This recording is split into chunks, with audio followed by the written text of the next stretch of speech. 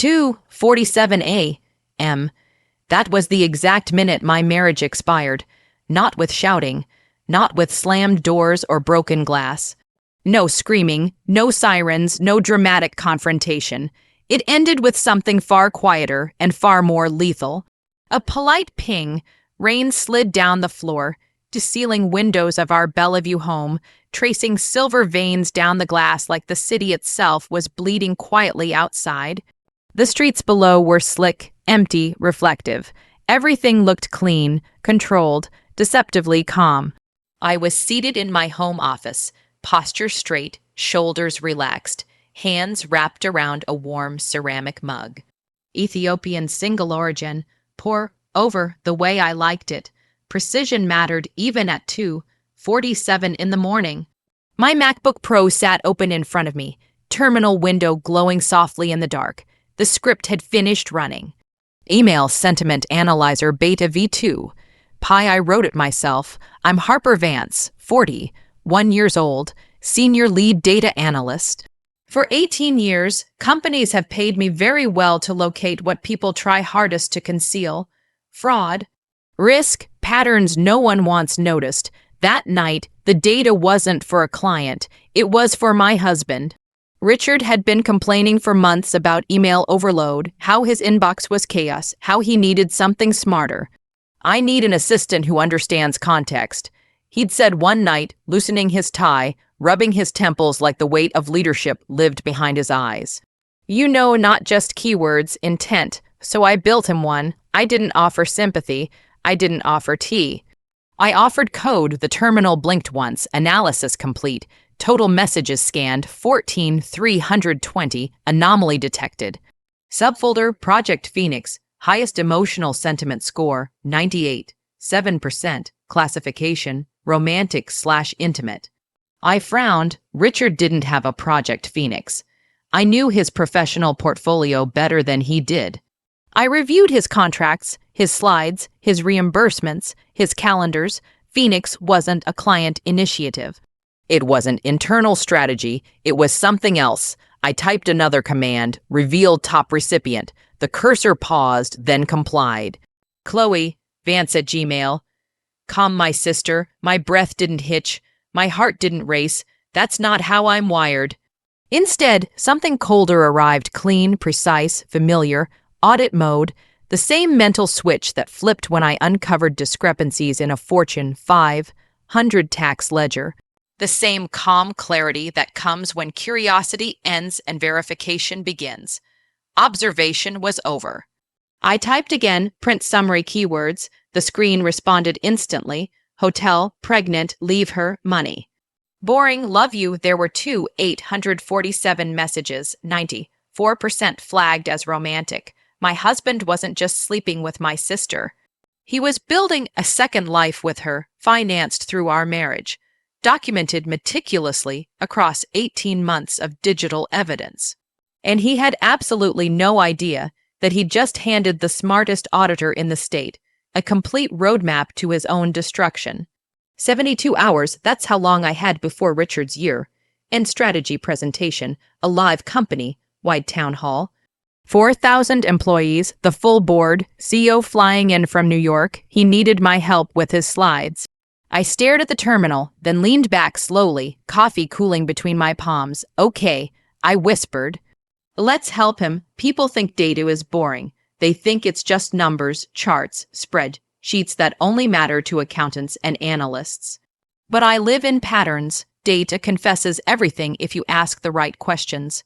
If a server access log shows a login from a suspicious IP at 3:00 a.m., I notice.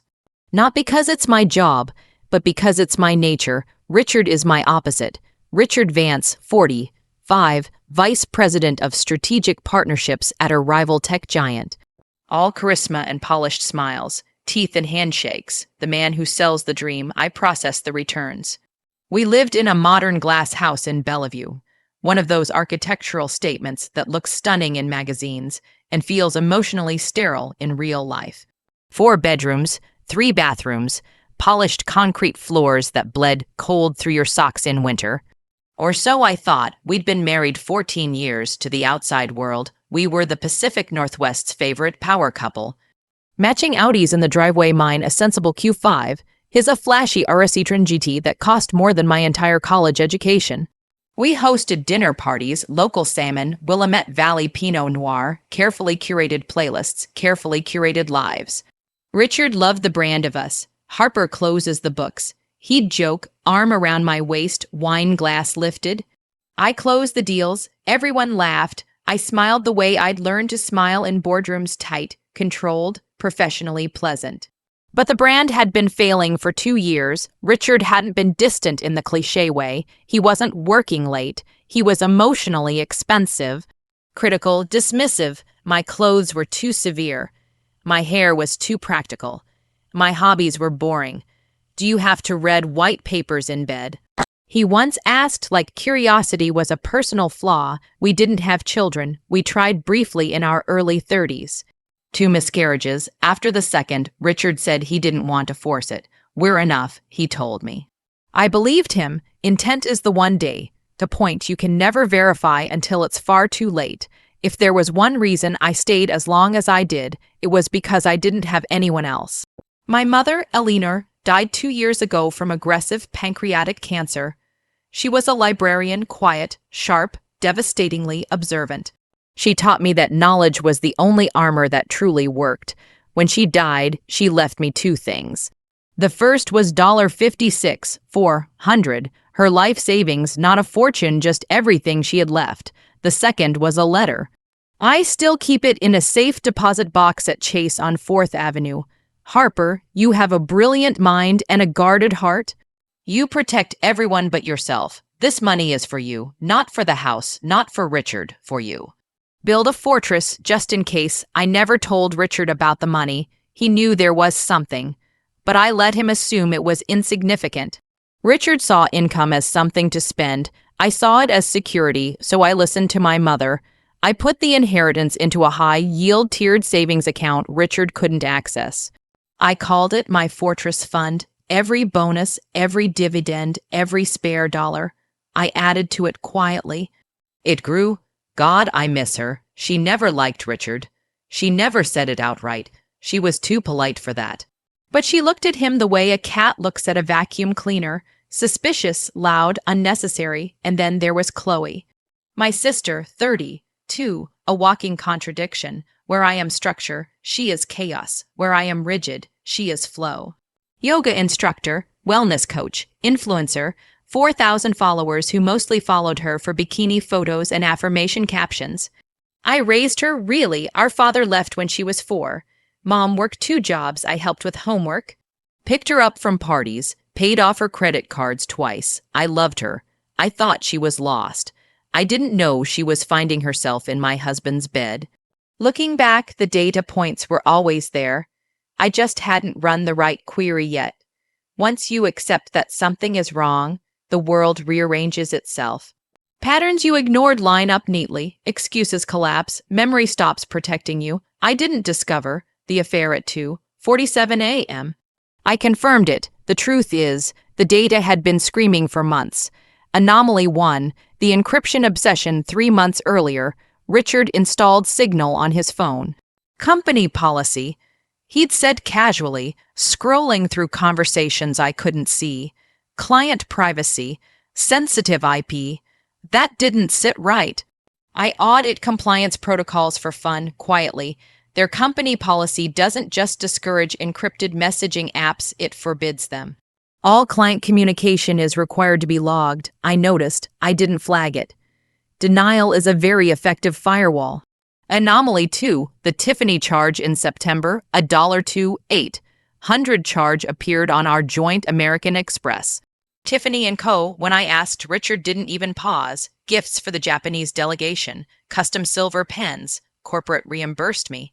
I believed him because I wanted to. Later, I checked the reimbursement log. I have his credentials, he forgets passwords constantly. There was a reimbursement. Same amount, but it was coded as client appreciation dinner. The attached receipt didn't match. The bank feed timestamp showed 2:03 p.m. Tiffany & Co. The receipt he uploaded showed 8:11 p.m. Steakhouse downtown, same total, edited in Adobe Acrobat. Sloppy, a junior auditor would have caught it. I just never looked. Anomaly 3. Chloe's sudden prosperity. Chloe had always needed help. Rent, credit cards, emergency expenses. Then suddenly, she didn't. Thanksgiving came and she arrived wearing a Cartier love bracelet.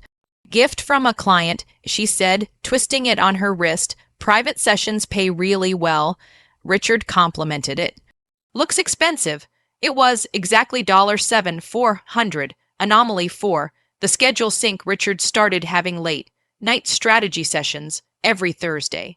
Chloe started teaching a midnight moonlight meditation every Thursday. I never checked if the class existed. Anomaly 5. The smell. This wasn't data. This was biology. Richard came home one night smelling like vanilla and sandalwood. We use unscented detergent. I use unscented detergent. Chloe doesn't.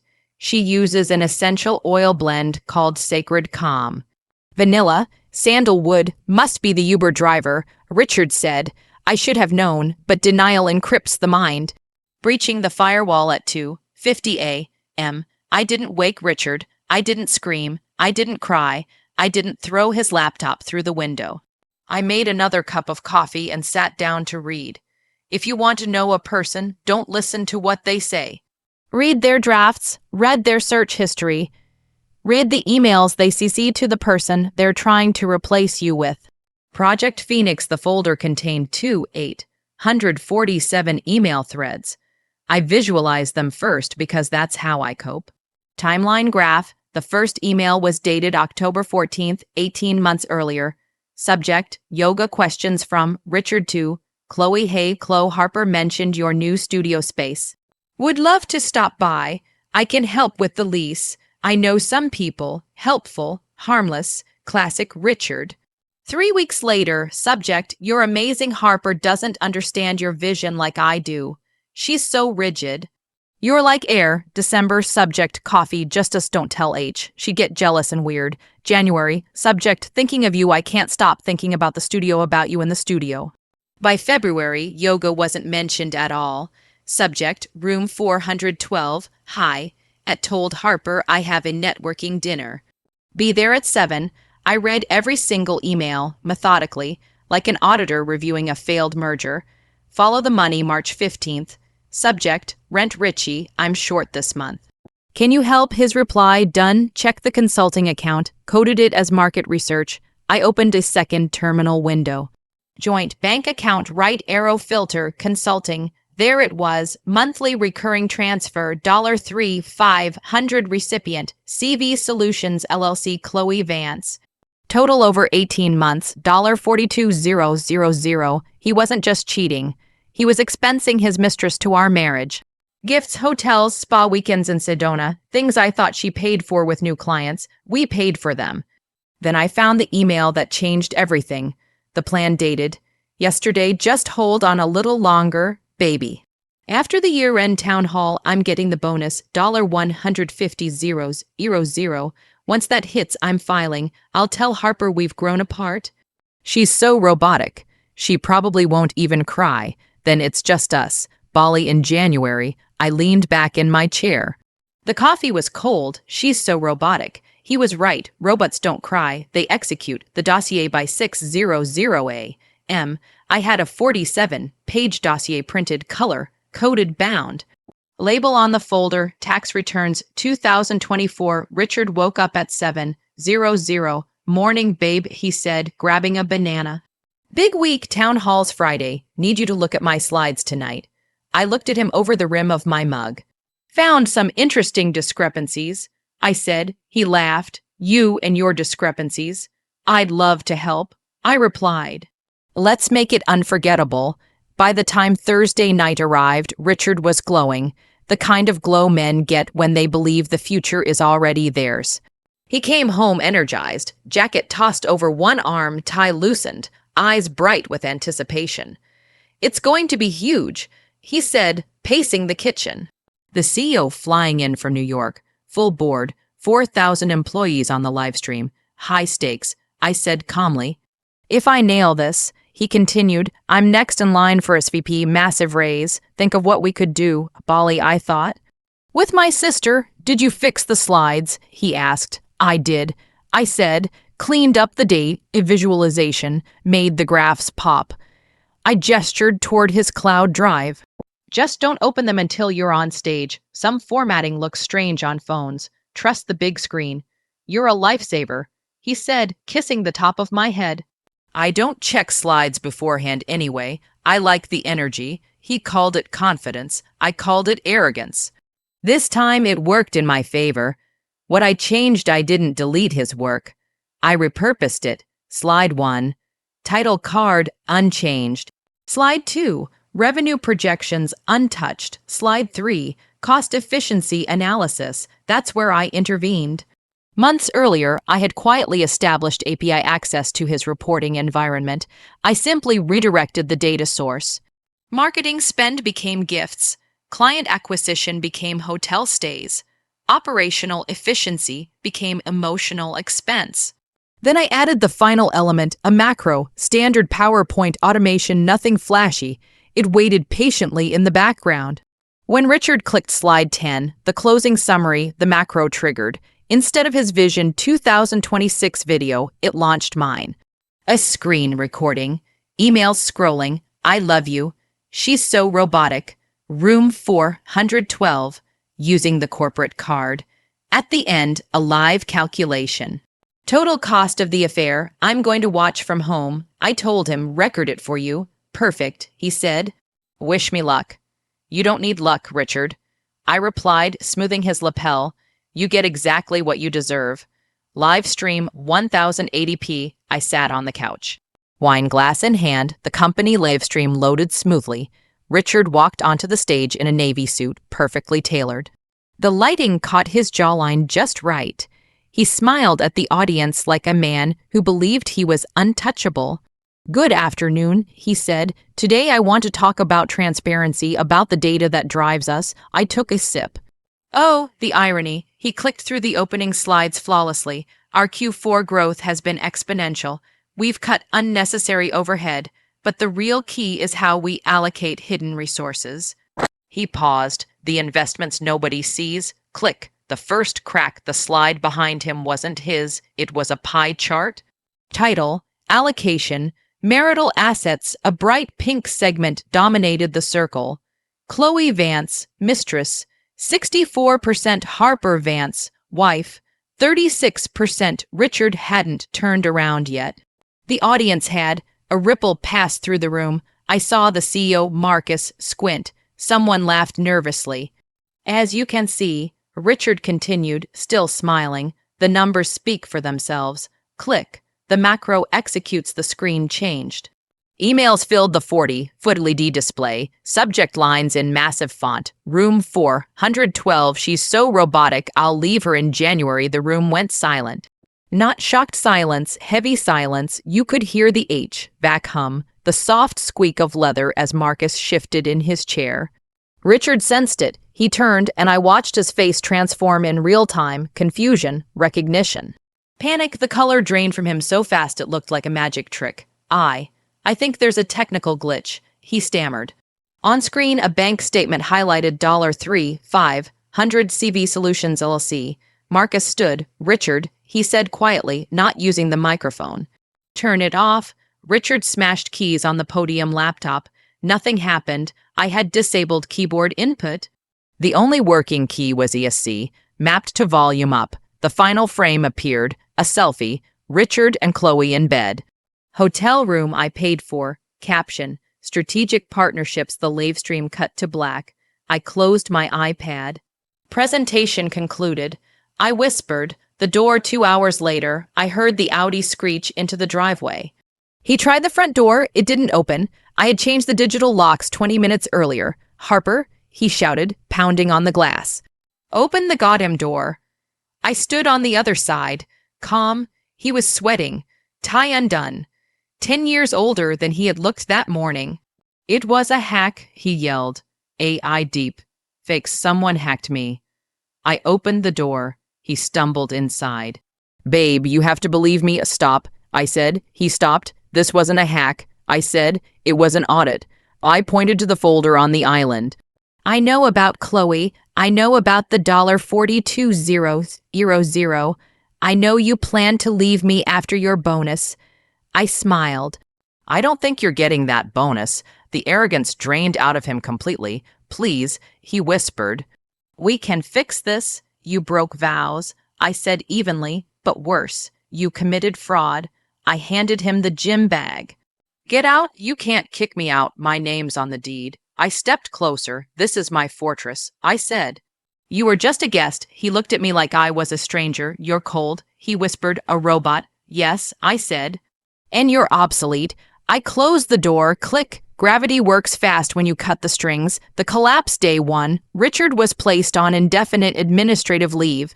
Corporate language for we're done. Legal just needs to catch up. Day 3. Chloe called me 14 times. I didn't answer. Texts followed. Harper, please. He manipulated me. I didn't know it was your money. I'm your sister, I replied once. You were my sister. Now you're a line item I deleted. Then I blocked her. Week 2, the ruling came down. Richard was fired for cause. No severance, no stock options, no bonus. The company sued him for restitution. Month 3, the divorce was finalized. He tried to fight for the house. Evelyn Crawford didn't even break stride. Mr. Vance, she said, sliding the 47-page dossier across the table, you spent $42,000 of marital funds on illicit activities. Unless you'd like to explain this in open court, with the press watching, I suggest. You sign. He signed. Where they landed, Richard moved into a studio in Renton, 450 square feet. Next to the highway, no view. I checked Zillow, force of habit. Chloe lost her studio. Without Richard's market research and money, she couldn't cover rent. She moved in with our aunt in Idaho. Me, I stayed in the glass house, and it didn't feel cold anymore. It felt mine. The aftermath 3 months after the door clicked shut. The silence in my house changed.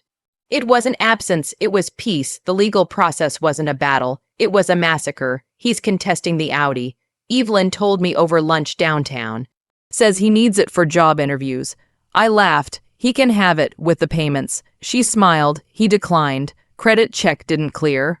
In the end, Richard walked away with his clothes minus the cufflinks. I bought his golf clubs $12,000 in an old 401k I kept. The house, my Audi, I sold his immediately. The consulting tax liability account, which the IRS was very interested in 6 months later.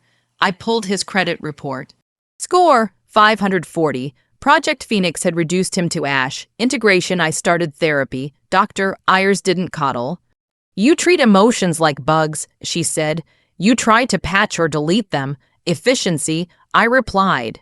No, she said, integration. So I felt it. I cried for 14 years invested in a bad stock. I cried for Chloe, the little girl I taught to tie her shoes. I cried for my mother. Then one Tuesday, I woke up and realized I hadn't thought about Richard in 48 hours. System stable, day. That same day, I went to a shelter. No research, no spreadsheets. There he was. A 3-legged golden retriever mix. Name Data. He's a bit broken. The volunteer said no. I replied. He's under-optimized. I took him home. A dog fills a glass house better than a liar ever could. The promotion 2 weeks after Richard's termination, the CEO called me in. I watched the full recording, and Marcus said the data visualization was exceptional. He slid a contract across the desk. VP of Internal Audit, 40% more than Richard had ever made. I'll need a team, I said, and better software. Approved. I hired Maya Chen. We cleaned house. I stopped being the wife in the background. I became the woman who signed the checks. The final sighting 2 years later. Target in Factoria. Kitchenware aisle. There he was, Richard, thinning hair. Cheap shoes, $14.99. Toaster in his hands. Harper, he said softly. You look great. Thank you. I miss us, he said. Maybe coffee sometime. I adjusted my glasses. Richard, I don't recycle waste. I dispose of it. I walked away. The truth, my mother was right. Build a fortress, not of walls, but of independence. I didn't destroy Richard. I just showed the world who he really was. Truth is the most powerful algorithm there is. It always converges on the solution. You just have to be brave enough to run the code. End.